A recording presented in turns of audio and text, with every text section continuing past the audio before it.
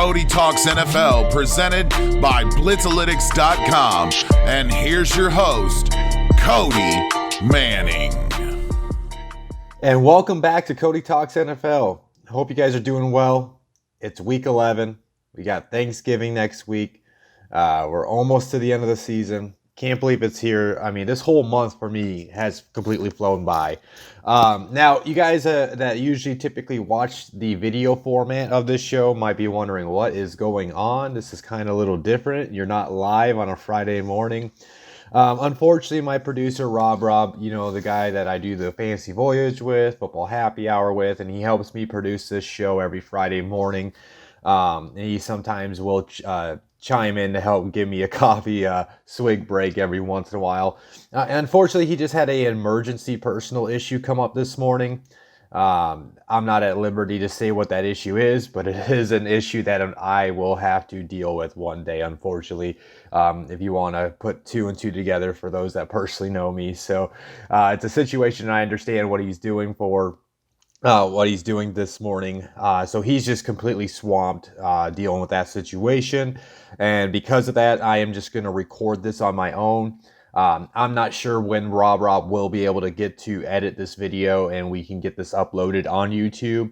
But we will have this episode up for you guys. So I do apologize if anything is missing between now and you hearing this, and it might be outdated, I guess. But normally you might get an outdated one because I always go over the Thursday reports anyways.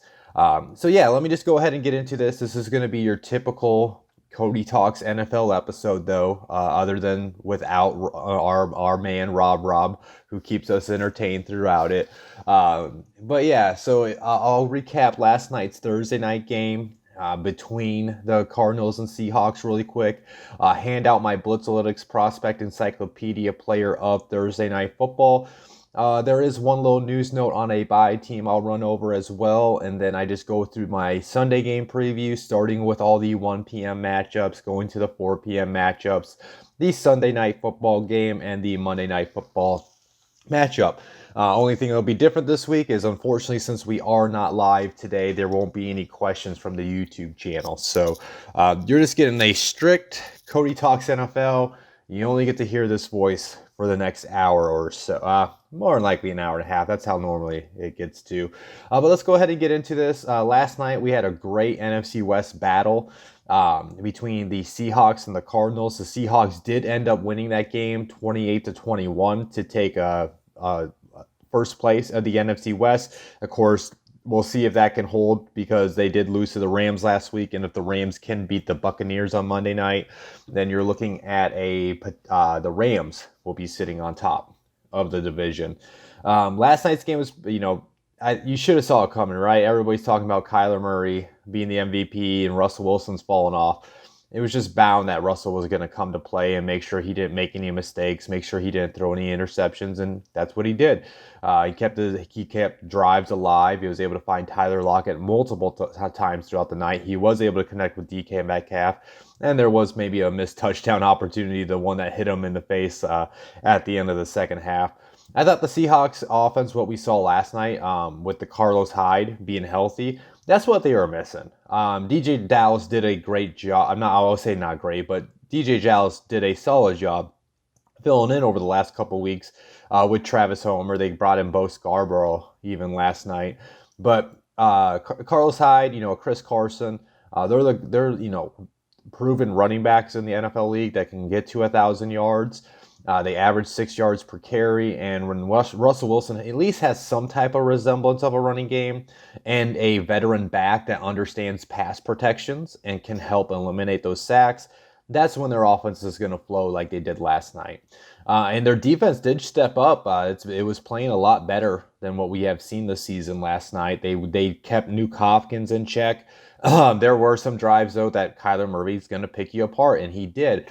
Now, they did actually, the one thing I saw last night is they held him underneath, I think, 20 rushing yards. And anytime that Kyler gets held to like that many rushing yards, they're like 1-8-1 in their games. So if you can limit his rushing ability, his ability to pick up, move the chains with his feet, that's how you can slow down this Cardinals offense, and they almost had to come back. They kept on scoring and being within two to 3 points, and then they had that mishap which led to the safety, and then they got the field goal by the Seahawks, and that pretty much was all she wrote at that point. Despite the Cardinals having a chance at the end of the day to tie it up and put it into overtime, they just couldn't get the job going, get the job done. So let me just go ahead and wrap up last night's game. I'm going to hand out my Blitzalytics Prospect Encyclopedia player of Thursday Night Football. Again, once again, I should have never made that statement at the beginning of the year. I'm just going to probably pick the team that wins and find somebody that stood out from that team. I just couldn't do it. I mean, there were some guys on the Seahawks that made a play or two, but they weren't like crazy. So I'm going to go with the Cardinals player, Isaiah Simmons, their first round pick from this draft. He's been quiet all year. They haven't really played him. And he finally got an opportunity to get a significant amount of snaps so he could show his some of his capabilities of what he can do on the field. He got 10 tackles. 9 of those were solo. He had 1 sack on the night. He had 2 tackles for a loss and 1 quarterback hit. He was just flying all over the field and putting himself in position to make a play. Now, as always, I like to read the overview section of the player that I am talking about. Now, the Cardinals section was written by Jacob Patterson. And as I always try to tease guys, if you get the number 1 prospect in the book, you get a very in-depth scouting report. So that's what all Jacob wrote about for Isaiah Simmons right there. But again, I'm just going to read the overview section for him. This is what Jacob wrote. Simmons fell further than some thought he would on draft day and ended up as a potential steal for Arizona. Simmons is already quite possibly the most talented defender on the team. He still needs to polish parts of his game, but his potential is through the roof. Simmons will control the middle of the defense, and his versatility will allow the Cardinals to use him in different packages and in different roles. Arizona just got their future franchise cornerstone of the defense. While Simmons' rookie year, obviously, it hasn't been anything close to what we thought it could be. But the fact that he's finally getting back, he's finally getting on the field. I think he's finally finding his role as that linebacker in that Cardinals defense. And I still believe what Jacob wrote in that book, that he can be the cornerstone of their defense for years to come. I was a high scout. I was super high on Simmons coming into the scouting process last year. He was my number 1 player in the linebacker section on our top 5 videos. If you go to our YouTube channel, you can check out that when I talked about him. And, like I was saying on the football happy hour earlier this week with, I think we were talking about the running backs. It's this thing called development, guys. So give them some time to get acclimated to an NFL scheme, get acclimated to where they want to play him, and he will shine like he did last night. I am looking forward to seeing Isaiah Simmons' growth going forward after his solid performance last night. And then let's just go ahead and keep this moving on the episode. There's 4 teams on a bye this week: the Buffalo Bills, the Chicago Bears, New York Giants, and the San Francisco 49ers.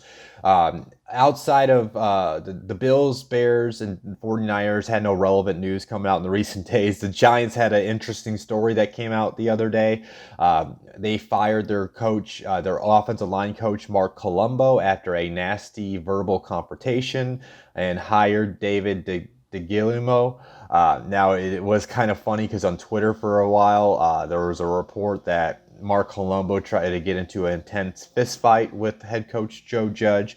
That was shot down by multiple sources, so it just sounds like it was just a pretty bad verbal confirmation. It did sound like he was getting very upset over the addition of Dave DeGuillermo, because he was actually going to be brought on as a consultant. Apparently Colombo didn't like that, got very testy with Joe Judge, which led to his firing. And now DeGuillermo is actually just going to go ahead and take over that role. So yeah, just a little interesting drama happening during the New York bye week. Now let me go ahead and get into these game previews. I'm going to start with the Sunday 1 p.m. games. We got Cincinnati traveling out to Washington. As far as a little news note that I thought was pretty interesting from the Washington football team. Ron Rivera, their head coach, basically came out and said if the Bengals would have not taken Joe Burrow, they would have taken him. So that already told me they weren't sold on Dwayne Haskins back in April. And this was the quote that he said. He goes, "We feel like championships are won by playing good defense. We felt pretty strongly about Young. The only other option was viable, we felt was a viable one for us, was Joe Burrow. And obviously he was taken by Cincinnati. We think Joe is the full package. We really do. We think Chase is the full package. Depending on what Cincinnati did, that's what we were going to do. The opposite." So that's actually a pretty interesting quote too, because not only they would have taken Joe Burrow, that shows how they felt about Dwayne Haskins back in the scouting process, but I mean, that means they weren't that really high on Justin Herbert or Tua Tagovailoa, two quarterbacks that have impressed as their rookie seasons so far. But I thought that was another interesting note that they were more sold on Burrow than those two quarterbacks as well. So I'm going to go ahead and get into these injury reports. Since I had just talked about the football team, why don't I just go ahead and run through their report? All these guys have not practiced. Ryan Anderson with a knee, Jerron Christian with a knee, DeShazier Everett with an ankle, Dustin Hopkins with a groin, Dontrell Inman with a hamstring, Cornelius Lucas with an ankle, and then Jared Norris with a hamstring. Now, looking at the Cincinnati report, these four players have not practiced. Joe Mixon with a foot, Alex Redmond with a bicep, Tony Brown with a foot, T. Higgins with an illness, and then these two players, Xavier Williams with a back and Mike Thomas with a hamstring. Those two players have been limited this week. Starting with the football team, their offense, they have been kind of moving the ball with Alex Smith. Despite his lack of ability to push the ball deep down the field, he could still, pick you apart in those short to intermediate routes. But they still got a lot of things to work on. Their offensive line is not that great. They really don't have much of a running game, despite the talent of Antonio Gibson. They kind of use him and J.D. McKissick more in a passing role. But if they can figure out things on the running game, I do think they got the talent to do so. I say the same thing about this offense every week, right? Don't really have an offensive line. They don't really have a ability to push the ball deep down the field. And outside Antonio Gibson and scary Terry McLaurin, there isn't much to worry about out of that offense. So as long as Cincinnati can keep them in check, I think they can. But Cincinnati's defense still has a lot to work on. They can struggle to stop the run. They can struggle at times to stop the pass. I mean, we saw Big Ben pick them apart because of all the injuries they were dealing with last week. So if they can't do the same against Washington football team, I think Alex Smith can move the ball and put the team in scoring position. But I think there's going to be also times this offense stalls just because of the offense that they are. But I think that they should be able to put up 2 to 3 touchdowns against the Bengals defense. And then you switch sides of the ball. Joe Burrow's coming off a rough afternoon against that Steelers defense, and he's going to have another tough task. Obviously, we always talk about how the Cincinnati offensive line isn't that great, and he's probably going to be running for his life. Chase Young's going to be getting after him, Montez Sweat, Deron Payne, Jonathan Allen. Those four can eat up a terrible offensive line. So Joe Burrow's going to have to try to get the ball out of his hands very quick. They're probably going to be without Joe Mixon, so that's going to make it difficult for them to even try to keep the defensive line in check with their running ability. Because Gio Bernard is a good, solid backup, scat back type of player, but he's not a guy who's going to ground and pound and wear down a defensive front. So I think they're going to be able to bottle up their running game as well. So it's going to be on Joe Burrow to get the ball out of his hands quickly. T. Higgins, Tyler Boyd, A.J. Green, Auden Tate, those guys are going to have to step up and win the game through the air. But because of the belief I have in Joe Burrow, the talent that Joe Burrow is, he's going to find some drives to score throughout the day. He should also be able to get out those 2 to 3 touchdowns on the board. But there's going to be opportunities where that defensive line is just getting after them, and they're going to end drives at some point. Man, this is a very tough matchup for me to pick because I kind of feel like it's a flip of the coin right now based on the health of Joe Mixon, based on the lack of a really offensive threat in Washington as a team. There, like I said, there's pieces, but I still don't believe in the offensive unit quite yet. Man, I'm going back and forth on this one. You know what? So if I'm gonna go down to the quarterback situation. You know, Alex Smith, like I've said this every week, and I don't like to sound like I'm harping on him. He's a great story and everything. He has been performing, but I'm still waiting to see that deep ball threat out of him. So with that being said, I think I trust Joe Burrow right now over Alex Smith. I think I trust him to be able to find the end zone more times than not than Alex Smith. So I'll give the Bengals a win. I think it will come down to who has the ball last. The Bengals win like a 24-21 type of win on Sunday. Now we're going to go to this next matchup, which I am very happy I did not start to record this podcast before I saw the news, before I started to hit that record button. But yeah, Atlanta is traveling out to New Orleans to face the Saints. A little injury / news note, as we all kind of know at this point, Drew Brees is going to be out for a minimum at least 2 weeks. We'll see how long. It's probably going to be a lot longer than that. Again, I'm no doctor. We'll have to just see how his body can react and heal up in time. A lot of people did think it was going to be Jameis Winston. And then literally, like I said, right before I hit the record button, news dropped that Taysom Hill is going to start at quarterback for the New Orleans Saints. That's pretty interesting. I've been a big, I guess you could call hater of the whole Taysom Hill experience. I just hate when it seems like Drew Brees was flowing as a quarterback and then they would either yank him or put him out wide as a wide receiver to put Taysom Hill in. It's just something that has always bothered me, and I don't really see Taysom Hill as a franchise quarterback. But if you're going to pay him $16 million a year, and you got money already invested into him next year, and you're going to be in a salary cap hell, I mean, you might as well see what you got with him, because more than likely you're going to have to deal with him as your quarterback next year, unless you just want to eat that dead money. So they're going with Taysom Hill. It'll be interesting to see how this plays. I really don't know. I just can't. I have a tough time seeing him as a full-time starter. That's why I thought Jameis would get majority of the snaps. But apparently we're going to see the Taysom Hill show. And my listeners, you could judge me if you want. I kind of want. I'm trying to put out some feelers out there because I am that type of guy where I don't like to feel like I'm getting over on somebody. And earlier this week, I talked about it on the Football Happy Hour, the Fantasy Voyage, on the ESPN format. He's got tight end eligibility. Now, I thought he was going to be more of a gadget guy and Jameis would be the quarterback like he has in the past. So I was like, you know what? I need a tight end this week because my tight end's on a bye. Why don't I stream Taysom Hill at the tight end position? But now that he's starting as a quarterback, I feel so dirty. So should I take him out? I don't know. At me, DM me, send me a text message. I'm not sure if any of my league mates in that league. It's my cousin's league. So, and I'm facing my cousin. So Ben, if you're very upset with me playing him, just let me know before Sunday because I might just leave him in. Let me go ahead and get into the rest of these injury reports. Let's just stick with the Saints. Alvin Kamara also didn't practice yesterday with a foot, Josh Hill with a concussion, and Dwayne Washington with the back. These number of players have been limited for New Orleans.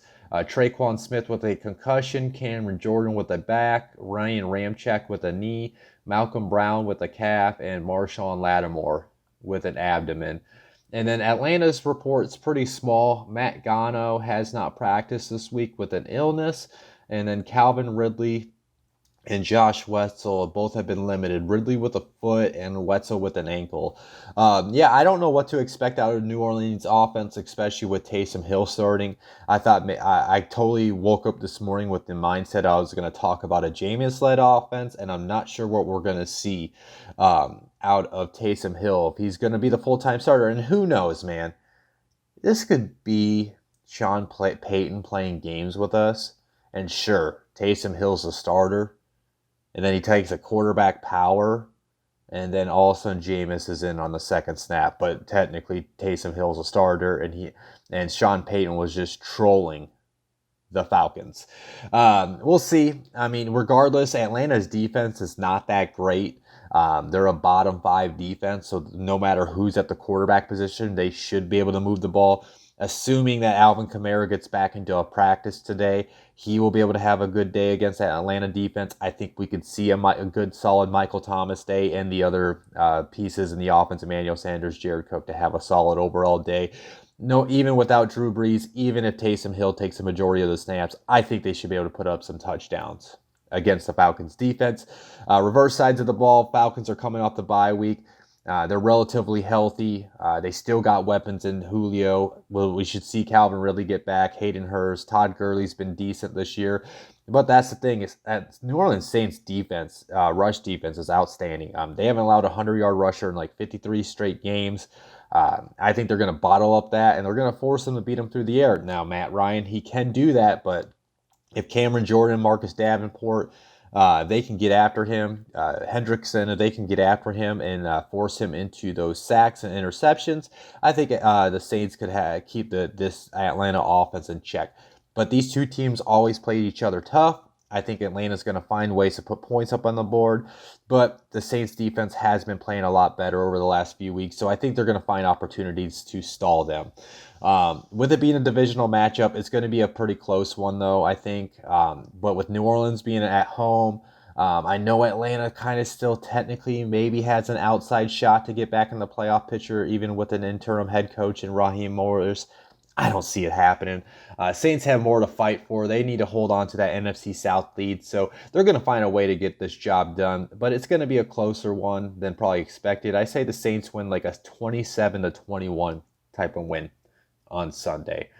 Next matchup, we got the Pittsburgh Steelers traveling down to Jacksonville. This will probably be a short one. If you need an in-depth analysis, always tune into the Steel City Sermon when my boy Roy Countryman does his Steelers preview every week on YouTube. That's live. Always make sure you subscribe to our YouTube channel so you know when any of our shows do get uploaded, like this one will today, or when any of our shows do go live. Here's a very kind of funny, interesting news note. So, Yannick Ngakoue, got traded from the Jaguars to the Vikings earlier this year. And Jaguars fans have realized that Yannick Ngakoue, if he's named to the Pro Bowl, the Vikings would be forced to give Jacksonville a 4th-round pick instead of a 5th-round pick due to escalator language in the trade. Jaguar fans then went to Reddit to push for mass voting to get Ngakoue into the Pro Bowl. And they have reached out to their friends from the rest of the NFC North in the Packers, the Lions, and Bears.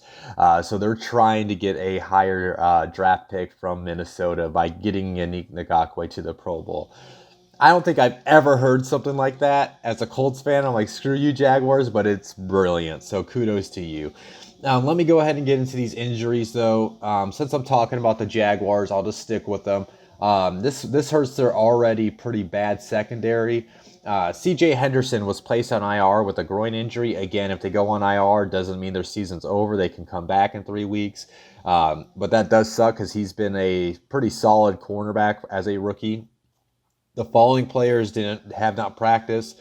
Laviska Shenault with a hamstring and James O'Shaughnessy with a knee. And these number of players have been limited for Jacksonville.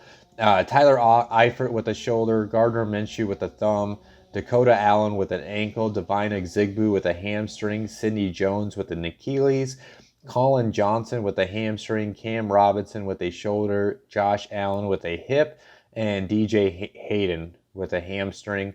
And then Pittsburgh, they're relatively healthy. These 3 players haven't practiced. Trey Edmonds with a hamstring, Jalen Samuels with a quadriceps, and J-Ron Elliott with an illness.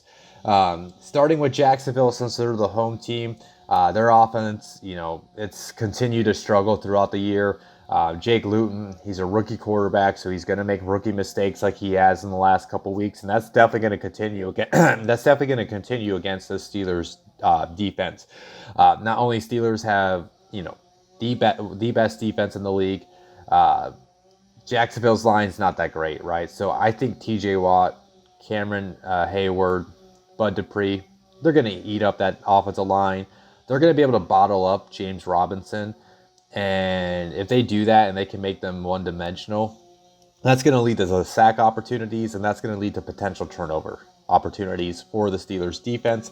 And I just don't really see Jacksonville having a good day on the ground or even through the air against the Steelers. Reversing sides of the ball, everybody had the worries about Big Ben's injury and not practicing, and he came out and completely balled out and got those 4 touchdowns last week. And I don't think that's going to change at all.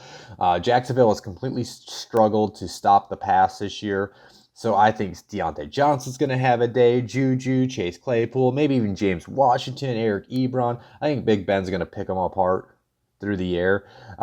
And they should honestly be able to handle their business against Jacksonville. I think the Steelers actually do end up winning by 10-plus points. They're going to win like a 31-17 type of win against Jacksonville.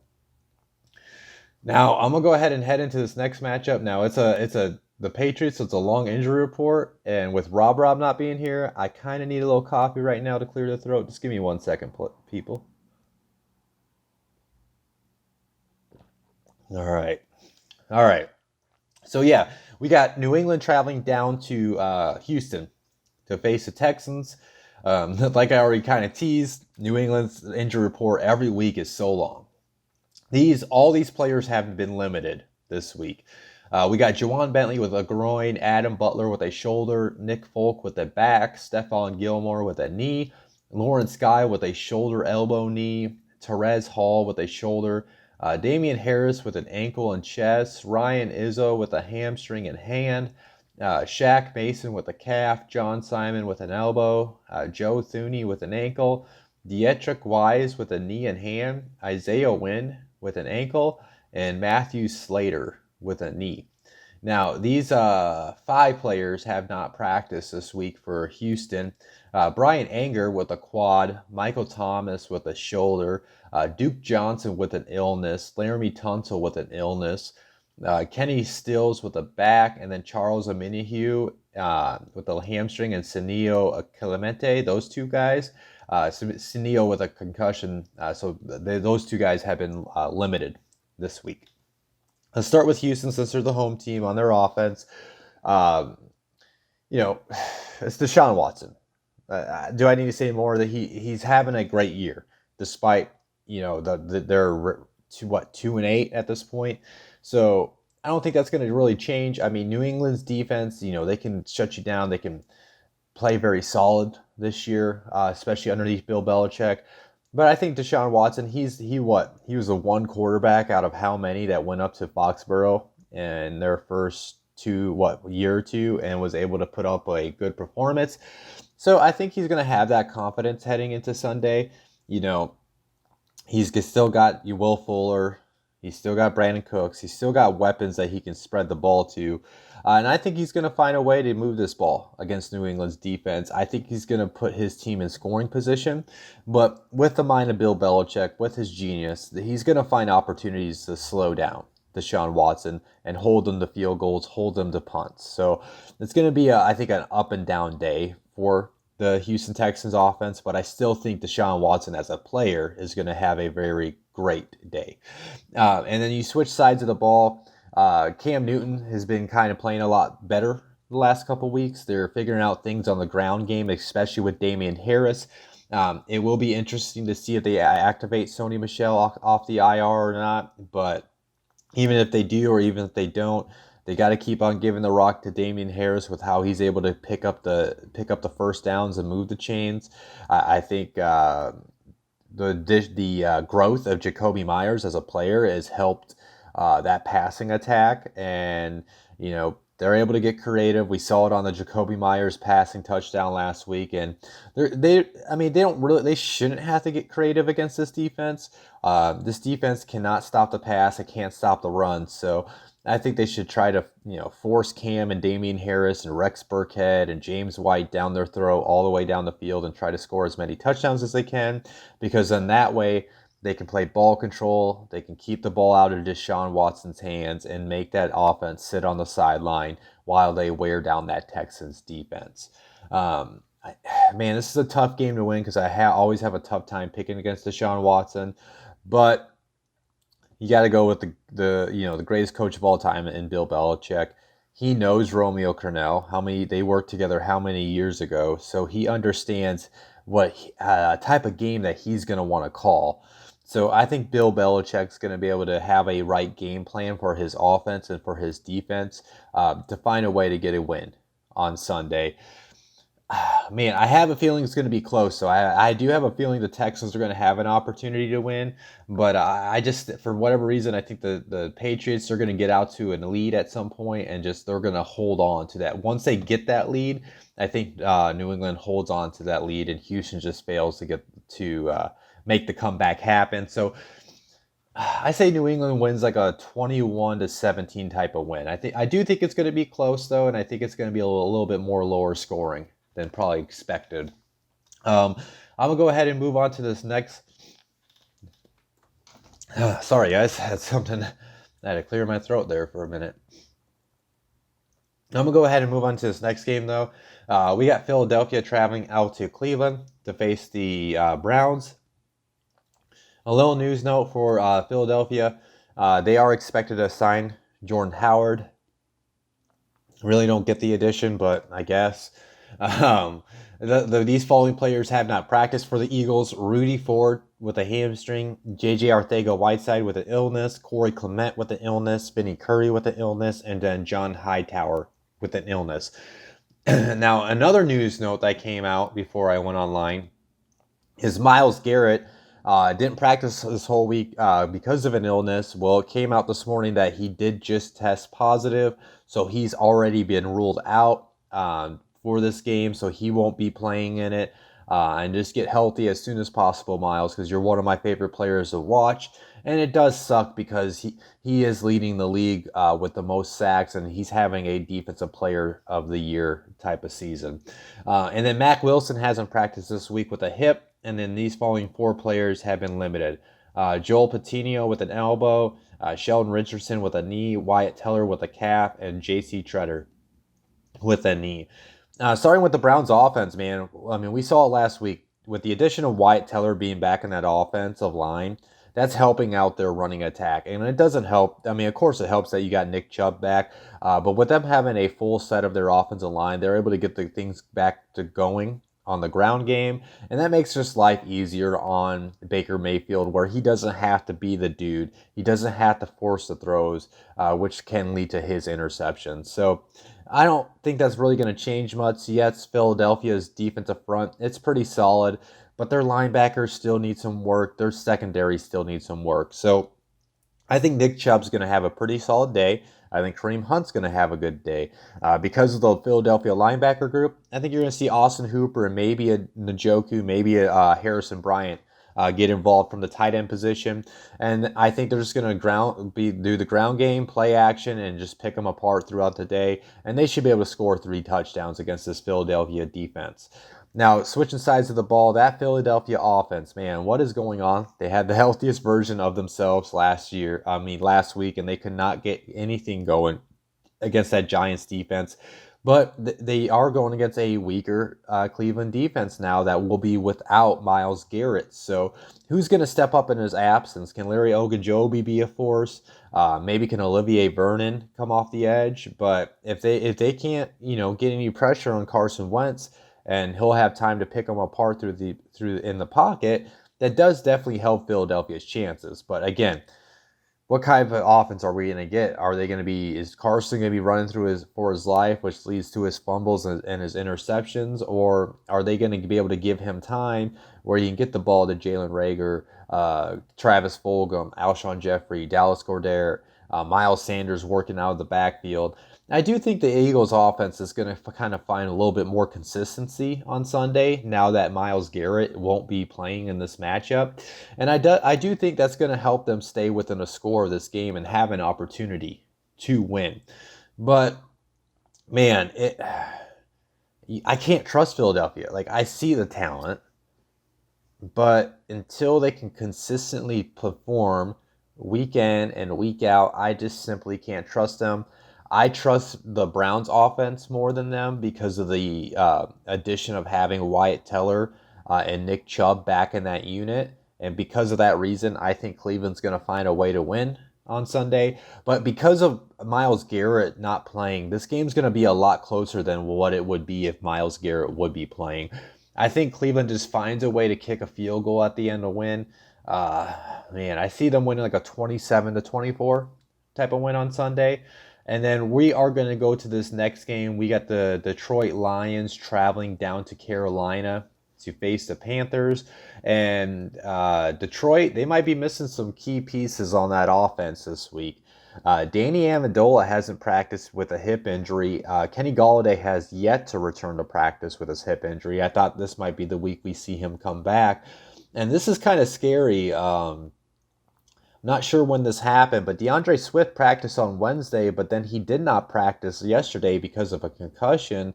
And because of how late it is in the week, and now he's got to go through concussion protocol, signs will point that he's more than likely not going to play. And that's coming off his big rookie performance, his breakout performance this year. So that doesn't help the Detroit offense missing those three players. And these number of players have been limited for Detroit. Austin Bryant with a thigh, Jared Davis with a knee, Deshaun Hand with a groin, TJ Hawkinson with a toe, Christian Jones with a knee, Marvin Jones with a knee, Jaron Kearse with an ankle, Matthew Stafford with a thumb, and Big V with a foot. Go down to Carolina, go on their report. Christian McCaffrey has already been ruled out with that shoulder injury. These three players haven't practiced. Dante Jackson with a toe, John Miller with with a knee and ankle, and Russell Okung with a calf. And these number of players have been limited for Carolina: Tahir Whitehead with a rib, Teddy Bridgewater with a knee, Sam Franklin with an ankle, Etor Gross-Matos with a shoulder, Marquise Haynes with a shoulder, and Chris Manhertz with a shoulder. And so this game is kind of hard for me to predict because Teddy Bridgewater is expected to play, despite that scare that we saw last week. But I don't know how mobile he's going to be on that sprained MCL. He's been able to stretch out plays. He's been able to get first downs with his legs. But now I don't know if he's going to be as gung-ho about running around on Sunday. But he shouldn't have to. I mean, the Detroit defense, they're still missing Trey Flowers. Okawar has been a pleasant surprise at helping their edge rushing ability, but it's still nothing to run home about, in my opinion. So I think they should be able to get the ground game going. Detroit does struggle to stop the run. So Mike Davis can get things going like he did previously early in the season. That should help them out. And then they should be able to get DJ Moore involved, Curtis Samuel involved in his gadget ways out of the backfield as well, and probably take some shots to Robbie Anderson deep on the field. I do think Carolina, even despite the, I guess, less than 100% Teddy Bridgewater, that they will be able to move the ball against this Detroit defense. But if any reason something changes and PJ Walker gets to start, he is a fun talent to watch, but we'll have to see, because despite him able to perform at the XFL level, he never quite got it at the NFL level, so he still has to reprove himself in this league. But if Teddy's in, I think the offense will be fine. If PJ plays, I could see there be the lack of chemistry, which leads to stall drives. And then reversing sides of the ball, Matthew Stafford is going to be less than 100% because he has a torn ligament in his thumb. It sounds like he is expected to play, but even if he plays, he's going to be missing Kenny Golladay. He's going to be missing Danny Amendola. Marvin Jones has been limited with a knee injury, as well as TJ Hawkinson with that toe injury. And then now he's expected to miss his rookie, DeAndre Swift. Now, Carolina, they do struggle to stop the run. So if Swift is out, they still got Adrian Peterson. They still got Kerryon Johnson. Those guys have enough talent to be able to run the ball against Carolina. But how effective is their pass game going to be? Matthew Stafford's hand is not going to be 100%, like I said, and then plus he's going to miss a couple weapons, and actually 3 weapons, because DeAndre Swift was used out of the backfield last week as a receiver too. So he's going to be missing those guys, and then his top two options will be limited. They're going to be entering the matchup banged up. So I think there's going to be, sure, opportunities they can score touchdowns, but I think with all these injuries, that's going to catch up to them at some point on Sunday. With that being said, this game's a tough one for me to pick because I'm not 100% sure, even though they're saying Teddy will play. Based on Teddy playing, I'm going to pick Carolina to win this game. I think they got the better coaching staff. I trust Matt Rule's coaching staff, but to be able to coach around their injuries, then I do trust Matt Patricia's staff to be able to coach around their injuries. So I'm going to go with Carolina to win this game, say they win like a 31-24 type of win on Sunday. And then I'm gonna go into this last 1 p.m. game. It's a big AFC matchup, a rematch from last year's playoff game. We got the Tennessee Titans traveling to Baltimore to face the Ravens, and Tennessee is super banged up heading into this matchup. These number of players didn't practice yesterday. Jadeveon Clowney with a knee, Adam Humphries with a concussion, Adoree Jackson with a knee, Chris Jackson with an illness, Ben Jones with a knee, Laurel Murchison with a rib, Michael Pruitt with a knee, Roger Saffold with a ankle, Dennis Kelly with a knee, A.J. Brown with a knee. Again, though, A.J. Brown has been... Sorry about that, guys. My dog's been chewing on his butt, and he's got a little thing, so I had to have him stop doing that. Anyways, Kareem Orr has been limited with a groin. And then on the Baltimore side, Calais Campbell hasn't practiced with the calf. Brandon Williams with an ankle, and then Jimmy Smith has been limited with an ankle. Now, I think the injury report for Tennessee that's crucial. Like Clowney's on there, Humphries, Dennis Kelly, Roger Saffold, 2 starting linemen, Ben Jones. So how is this all going to work out for them on Sunday? Let's just start, though, with Baltimore's offense. They've struggled. Let's be real. They have not been able to get things going. Lamar Jackson hasn't been the same player that we saw last year. They're missing Ronnie Stanley. They just lost Nick Boyle, their best blocking tight end last week. So I'm just wondering where their physicality is going to come in the running game now that they don't have, their full set of running blockers that can open up the lanes for their trio of running backs and for Lamar Jackson. But they are going against a defense that has struggled this year. Not only they can't stop the pass, they have struggled against the run. Clowney is banged up, so maybe that allows Lamar Jackson to use his elusiveness and break out some plays. And they just need to figure out things on the ground game, but most importantly, they got to figure out things in the passing attack. They're not getting Marquise Brown involved. Willie Snead is all right. Mark Andrews has been hit and miss throughout the year. So they're just been very inconsistent, but maybe they can find some consistency in this matchup. And I totally expect this team to be highly motivated. I mean, not only they're coming off a loss to the Patriots, but this is the team that knocked you out of the playoffs last year. So you should want to definitely stick it to them. So I do think the offense is going to kind of get a little bit back on track on Sunday, and they're going to be able to move the ball and find ways to punch it into the end zone because of all those injuries. And then you reverse sides of the ball.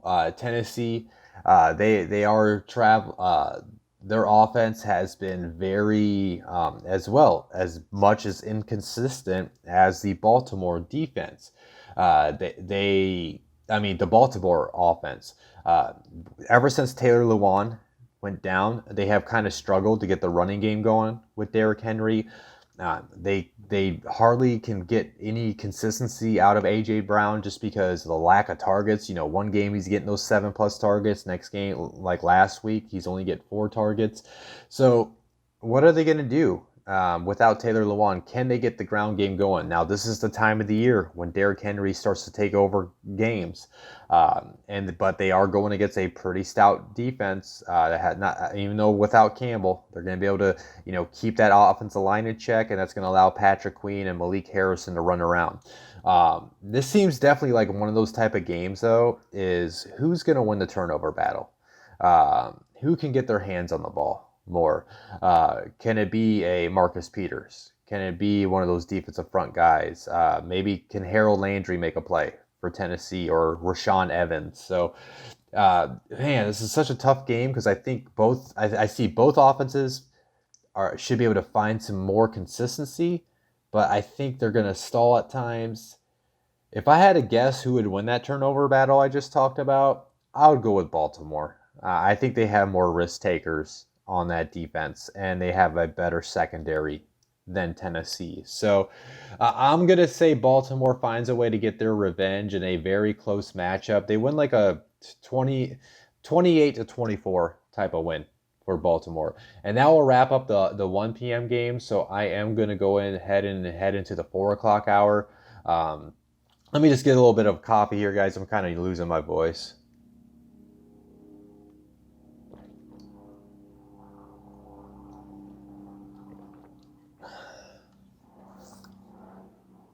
All right, let's go ahead and get into this.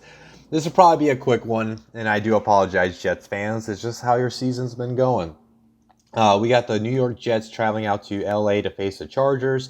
I'm going to start with the Jets injury report. Blake Cashman hasn't practiced this week. Sam Darnold hasn't practiced with the shoulder.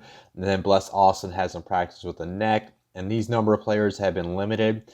Henry Anderson with a knee and ankle. Brashad Perryman with a shoulder. Vincent Smith with a groin. And then Quinnen Williams with a hamstring. And then these two players have not practiced with the Chargers this week. Cole Mazza with an illness, Tyrod Taylor with ribs, and then Brian Bulaga has been limited with a back, as well as Casey Hayward with his ankle injury. This is going to be pretty quick. You know, you got a Chargers team that has shown some promise with Justin Herbert on the as a quarterback, but they've just failed to win games more because I think their coaching staff and their play calling. But this should be able to be a game that they should be able to have a complete four-quarter effort from both sides of the ball. Jets defense has really nothing promising on it outside of Quinnen Williams. I think the Chargers are going to be able to get the ground game going with Kalen Ballage, with Joshua Kelly. And that's going to just allow Justin Herbert to end up opening things up to Keaton Allen, Mike Williams, and Hunter Henry. I think they're going to move the ball all afternoon against this Jets defense, and they're going to be able to put up 3 to 4 touchdowns on the day.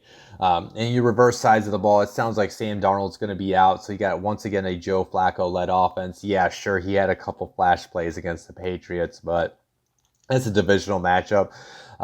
They're on the road going against a very good defense in the Chargers. Now that the Chargers defense is getting healthy again, I think Melvin Ingram and Joey Bosa are going to eat up those tackles from New York. Mekhi Becton's solid, so let's just say Mekhi Becton will hold his own. But the rest of that offensive line is not that great. So maybe a Jerry Tillery will have a day. And Joey Bosa, even against Mekhi Becton, he might be able to get the rookie a couple times, which leads to those sacks and could potentially lead to the turnover opportunities. I just don't see any type of promise out of that Jets offense. I don't. I think Denzel Mims has a future in that offense. I just don't think it's his here because of the current situation. I think LA should be able to handle their business. They should be able to win by 7+ points in this game, if not by more. I think the Chargers just have a good, solid day overall, and they end up winning let's just put them up 31-20 type of win for LA. I'm gonna go ahead and head into this next matchup. We got Miami traveling to Denver to face the Broncos. As far as the injury report, Miami's pretty healthy. Kyle Van Noy has been limited with a hip, and as well as Solomon Kenley with his foot. On the Denver side, Joe Jones did not practice with his calf injury, and then these number of players have been limited for Denver. Noah Fant with the ribs, Drew Lock with the ribs, Jake Rogers with a shoulder, Calvin Anderson with an ankle, AJ Bouye with a hip, and then Jerry Jeudy with an ankle. As far as this matchup, starting since Denver is home, it'll be interesting to see who plays, because it did sound like at the beginning of the week that Drew Lock wasn't going to play, but he has been getting some limited reps in, so maybe he's going to try to push through his injury. Even if he does, I think he'll still struggle. He's having kind of came down to earth this year. I will say, as much as it has been his play, but he was injured at the beginning of the year, then he got injured this past week, and he pushed through it throughout the game. But that ends up leading to the turnovers when he tries to force his throws, and he's that quarterback that we kind of saw at Missouri. So he's going against a very tough defense, led by Brian Flores, who just got done confusing Justin Herbert for most of the matchups. So he could take that similar type of game plan and confuse a Drew Lock. And then if Drew Lock can't go, Brett Rippon, he had a couple nice quarters when we saw him earlier in the year, but he also had a couple bad quarters where he was throwing interceptions. So I think this Miami defense is going to eat up that Denver offense all throughout the day and make life difficult on them no matter who is the quarterback. Switching sides of the ball, Tua Tagovailoa, 3-0 as a starter since he returned, and I totally expect that to continue against Denver. He's just been solid, poised. It's not like he's out there. They're not asking him to do much. He's just doing his job and spreading the ball to his receivers, and they're using the ground attack with Salvin Ahmed. And I don't expect that to change. I think they're just going to keep on using the ground attack, and they're just going to use Tua's arm when they need him to pick up those first downs, and they should be able to do that against a Denver defense that has regressed as we've gone through the season, more because of all the injuries they have, but they have gotten worse as we've gotten towards the second part of the season. So I think Miami's offense is going to be able to move the ball quite often throughout the day. And they're going to be able to get those around. They should be able to get at least 3 touchdowns against that Denver defense. I think Miami should be able to win pretty. Maybe it's a lower scoring game, but I feel like Miami should have full control for most of this matchup and win by 10 points. I think they win a 24-13 type of win. It's going to be it's in Denver, so maybe things get weird with that altitude. And then I'm going to go ahead and get into this next matchup. We do got the Dallas Cowboys traveling up to Minnesota to face the Vikings. As far as the injuries on Dallas's side, these 3 players have not practiced. Tyler Biedesh with a hamstring, Randy Gregory with an illness, and then DeMarcus Lawrence with an illness. And then on the Viking side, Ezra Cleveland has not practiced this week with an ankle. And then these 3 players have been limited. Irv Smith with an ankle, Hercules Mataafa with an ankle, and then Cameron Dancer with a concussion. Starting with the Minnesota side, they're really on a roll right now ever since they had that 1-5 start. They're getting things figured out on offense. Their young defense is figuring things out with that young secondary. And I think that's going to continue on Sunday. Kirk Cousins has been playing a lot better, and that's because of Dalvin Cook. Dalvin Cook is such a running threat that the defense has so many eyes on him at any given moment. So that's opening things up when they go to the play action. Adam Thielen will always be Adam Thielen. He'll be able to craft his way into being open. And then Justin Jefferson is just a baller. He's been so much better than what I thought he was going to be. I mean, I thought he was one of the most NFL pro-ready wide receivers in this class. He was my wide receiver 3 in this past draft class, right behind Jerry Jeudy. No, he was my wide receiver 4. I had him behind Jerry Jeudy, CeeDee Lamb, and Henry Ruggs.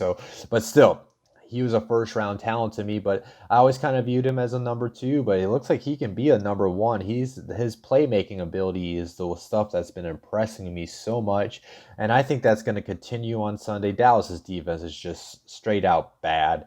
So unless they somehow improved over the bye week, I don't see things changing, and I think the Vikings offense should be able to put up some numbers against that Dallas defense. Now, maybe this is where Dallas can get back on track, is their offense, right? They really haven't had a fair chance to get things on track with Andy Dalton. Andy Dalton got hurt, and then he had to deal with testing positive and getting placed on the list.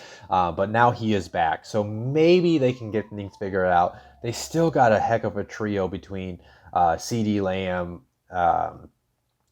Michael Gallup, and Amari Cooper.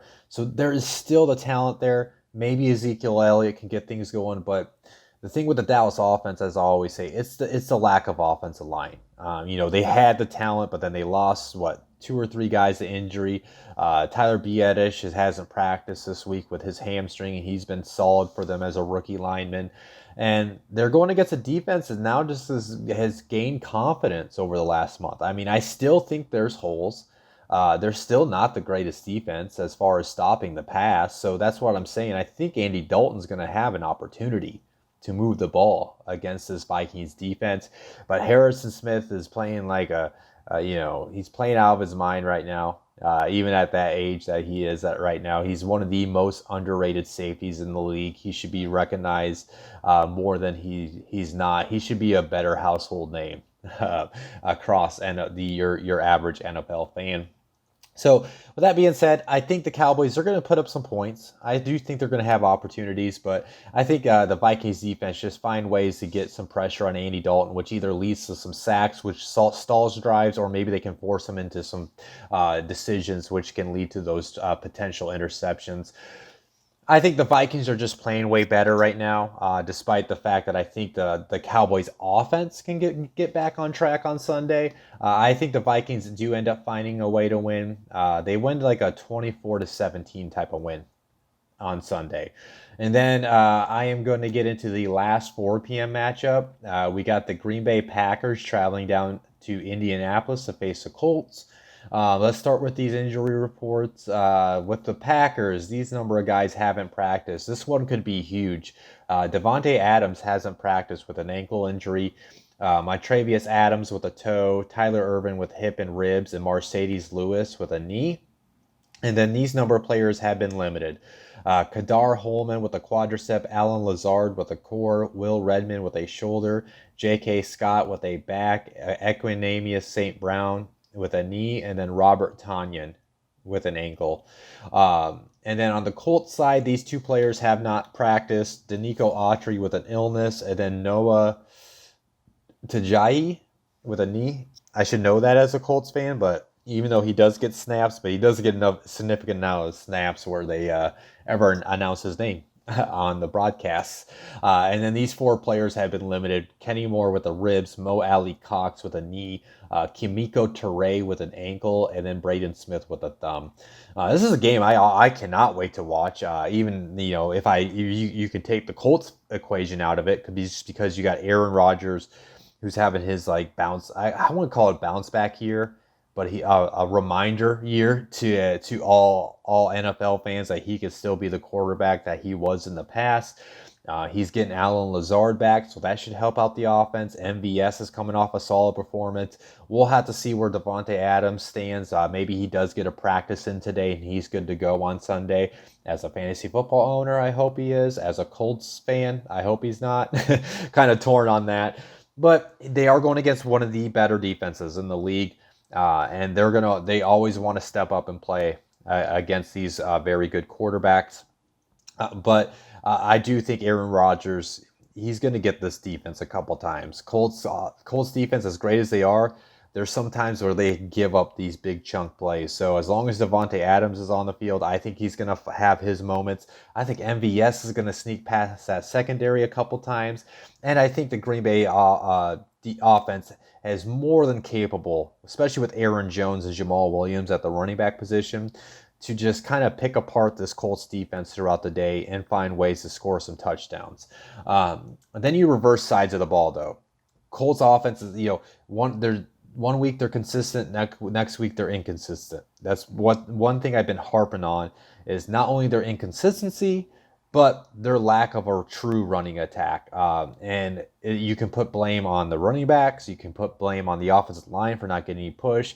But it's time that now that we're getting into playoff football, that team needs to figure it out. And if there's a team to figure that out against, it's the Green Bay Packers. They're one of the worst rush defenses in the league. So I've said this before, I've been right. As a Colts fan, I'm hoping I'm right, but I also have this weird feeling like this is what's going to bite me in the butt. But I have my itchy feeling Jonathan Taylor is going to have his breakout game.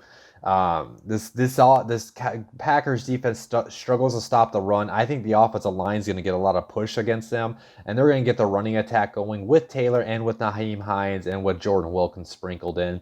I think they're going to just use that to open up things for Michael Pittman. They're going to use that to open up things for a T.Y. Hilton. And they're going to be able to move the ball and put up points. I really do think this is going to be a back and forth battle. Who can stop which offense? This is going to be like that Titans-Ravens game. This is going to, like, as far as like who can win the turnover battle. Can Aaron Rodgers protect the ball more than Phillip Rivers? Now, as history says, Phillip Rivers is probably going to turn the ball over more than Aaron Rodgers. So, man, this is such a tough one to win because I think it's a coin flip. I think it's going to come down to who has the ball last. I can never pick against my Colts. I'm sorry, and especially when I got two of my best friends that live down here in Florida. They're Packers fans. I don't want to give them any, credit, so I'm going to pick the Colts to win. I could definitely see the Packers, though, maybe having the ball at the end of the day and Mason Crosby kicking that game-winning field goal. But I'll take the Specs, Rodrigo Blankenship. He's going to kick the game-winning field goal for the Colts, and they win like a 31-28 type of win on Sunday. I'm going to head into that Sunday night football matchup. We do got the Chiefs traveling out to the Raiders.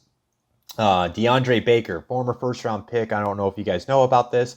Former first-round pick from a couple years ago from the Giants. This past offseason, he was involved in a criminal, activity. Well, it turned out it was extortion by those guys, and they end up causing him his job. So I wonder if there's going to be a lawsuit out of that. But Giants released him back in August, but now since he's been cleared of all charges, he's going to sign with the team. And he is signing to the Chiefs practice squad, and I'm sure he eventually will work his way onto the active roster just because the Chiefs, they do need some help at that cornerback group. Great signing for the Chiefs at this point of the season. He definitely did not perform well at all last year as a rookie. But again, that's a guy that I had as a top 5 corner in his draft class. So if he can just take care of the off-field issues and put it all together on the field, I still think he's more than capable of being an NFL cornerback. So especially after that off-field issue, I hope he can get his career back on track with KC. Let's go ahead and get into these injury reports. Taco Charlton with an ankle hasn't practiced. Terrell Williams with an illness hasn't practiced. And CEH with an illness hasn't practiced, as well as Mitchell Schwartz with the back. These 3 players have been limited for the KC. Mike Remmers with ribs, Rashad Benton with an ankle, and then Sammy Watkins with a hamstring. And then going to the Raiders side, Jalen Richard hasn't practiced this week with a chest injury. And then these number of players have been limited. Eric Harris with an oblique, Maurice Hurst with an ankle, Alec Ingold with ribs, Colton Miller with an ankle, and then Sam Young with a knee and back. As far as this game, let's start with the Las Vegas offense. They've really kind of found themselves as that ground and pound team that will occasionally go to the play action to pick you apart with Darren Waller, Henry Ruggs, Nelson Aguilar, Brian Edwards. And I kind of like how they have formed that. They got one of the better offensive lines in the league, but they are going against a pretty good defense. Frank Clark can get after the ball. Chris Jones can get after the ball. Tyrann Mathieu can be that turnover machine at any given moment. But they do have their lack of corners, like I mentioned earlier. Their linebacker group is all right. I wouldn't say it's great. So I think the Vegas offense, they're going to have all the confidence in the world from beating them earlier in the season. I do expect that they're going to be able to move the ball.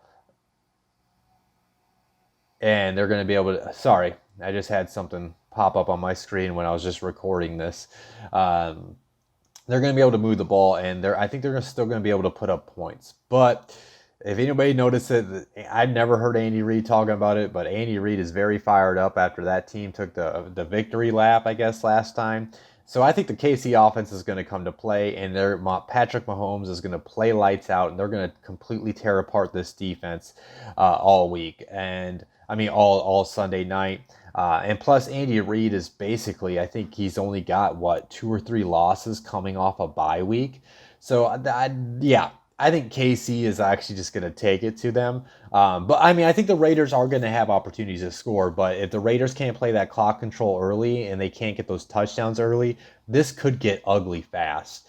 But it is a divisional matchup, so maybe Las Vegas takes the ball to start the game. They march down the field and go up 7-0, and that can kind of control the narrative throughout the rest of the game. But I think KC's offense is just going to play lights out. Patrick Mahomes is going to toss over 300 yards and have like 3+ touchdowns on the day. I think they win by at least a touchdown. They win like a 35-28 type of win on Sunday night. And then heading into the last matchup, the Monday night matchup, this should be a good one. We got the Los Angeles Rams traveling out to Tampa Bay to face the Bucs. And as far as injuries, Brian Allen on the Rams, he's been limited with a knee injury. And then Mike Edwards and Jason Pierre-Paul both have been limited. Edwards with a quadricep and JPP with his knee injury, but he's kind of been limited all year. Starting on the Bucs side of the ball, they got everything back on track last week against that Carolina defense, but they will have a little bit of a tougher matchup against the Los Angeles Rams.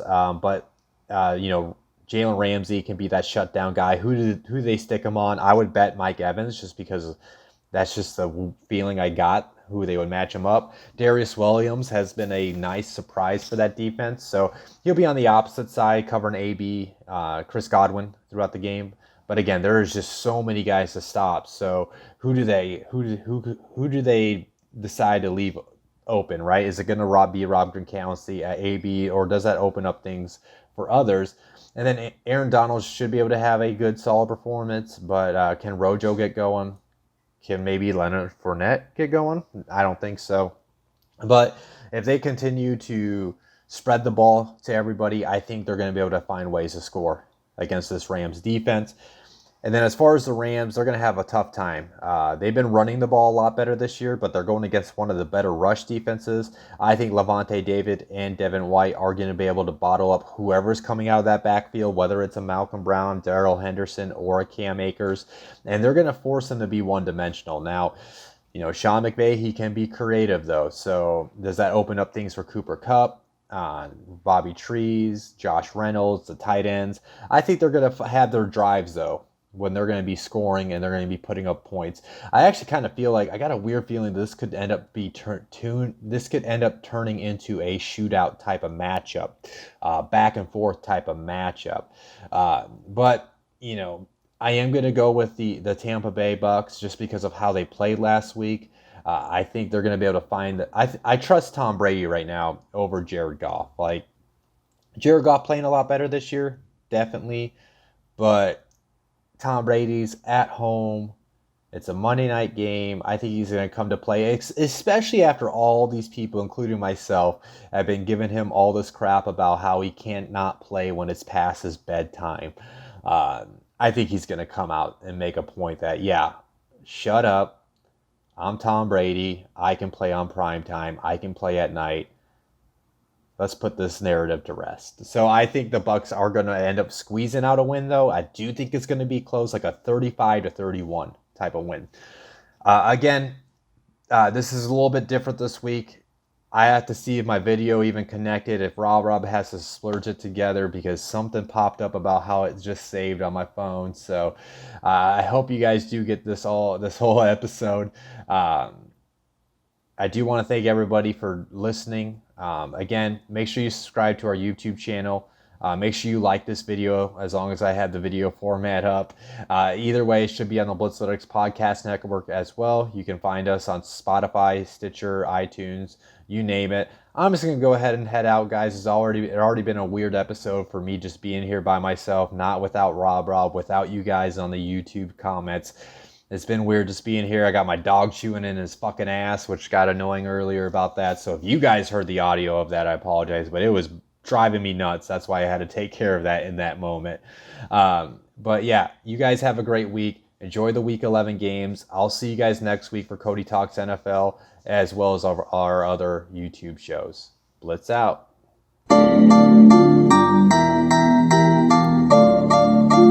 Thank you for watching Cody Talks NFL, presented by Blitzalytics.com. As always, hit that like and subscribe button and then hit that bell notification icon to stay up to date on all things football.